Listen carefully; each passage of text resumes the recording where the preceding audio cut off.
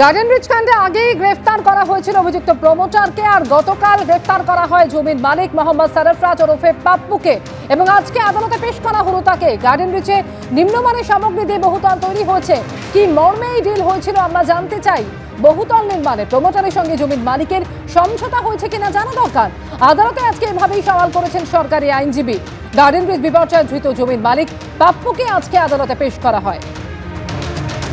এ সম্পর্কে আরো জানবো, আবির দত্ত প্রতিনিধি রয়েছেন এই মুহূর্তে আমাদের সঙ্গে টেলিফোন লাইনে। আবির, অভিযুক্ত প্রমোটার তার সঙ্গে এই জমির মালিক পাপ্পু, তার কি ধরনের ডিল হয়েছিল,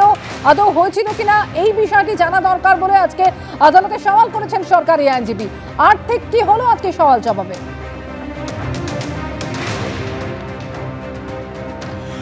দেখো, তোমাকে জানাই যে আজকে সওয়াল জবাবের আগে প্রথমে মোহাম্মদ সরফরাজ ওরফে পাপ্পু তাকে আলিপুর আদালতের যে লকআপ রয়েছে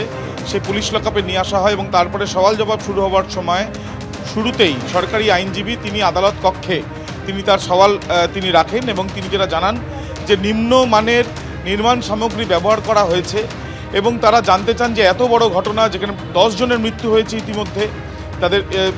সেই ক্ষেত্রে এই বিল্ডিং বানানোর ক্ষেত্রে যে মেটেরিয়ালসগুলো ব্যবহার করা হয়েছে সেই মেটেরিয়ালস ব্যবহার করা নিম্নমানের ব্যবহার করা হলো কেন, সেই ক্ষেত্রে ল্যান্ডলর্ড অর্থাৎ এই সরফরাজ এবং প্রমোটার মোহাম্মদ ওয়াসিম তাদের মধ্যে কি কোনো কম্প্রোমাইজ হয়েছিল ডিলের ক্ষেত্রে,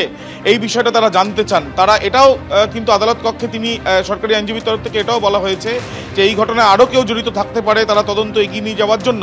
যাকে গ্রেপ্তার করা হয়েছে এই মোহাম্মদ সরফরাজ ওরফে পাপ্পু তাকে জিজ্ঞাসাবাদ করতে চান বা জেরা করতে চান এবং সেই জন্যই 14 দিনের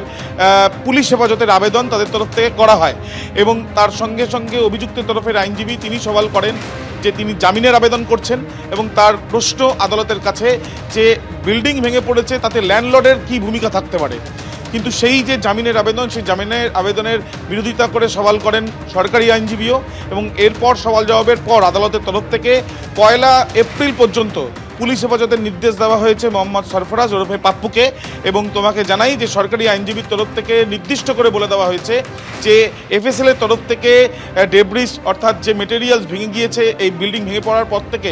নমুনা সংগ্রহের প্রক্রিয়া সেখান থেকে করা হয়েছে, যে সেই জায়গাগুলো ভেঙেছে সেই জায়গাগুলোকে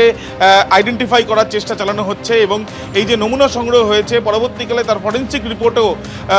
জমা দেওয়া হবে আদালতে এবং তার থেকে আরও বেশি তারা নিশ্চিত হতে পারবেন যে কী নিম্নমানের ব্যবহার করা হয়েছে সেই বিষয়গুলো তারা নিশ্চিত হওয়ার জন্য ফরেন্সিক পরীক্ষার দিকে তারা তাকিয়ে রয়েছেন এবং এই যে নিম্নমানের সামগ্রী ব্যবহার করা হয়েছে সেটাও কিন্তু আদালতে পুলিশের তরফ থেকে সরকারি আইনজীবী জানিয়েছেন। একেবারে অর্থাৎ আদালতে যে সওয়াল জবাব চলেছে আজকে গার্ডেন রিচে জমির মালিক মোহাম্মদ সরফরাজ ওরফে পাপ্পুকে আদালতে পেশ করার পর সেই সওয়াল জবাবের পর আজকে আদালত 1 এপ্রিল পর্যন্ত তার পুলিশ হেফাজতের নির্দেশ দিয়েছেন। জমির মালিক মোহাম্মদ সরফরাজ ওরফে পাপ্পুর তার 1 এপ্রিল পর্যন্ত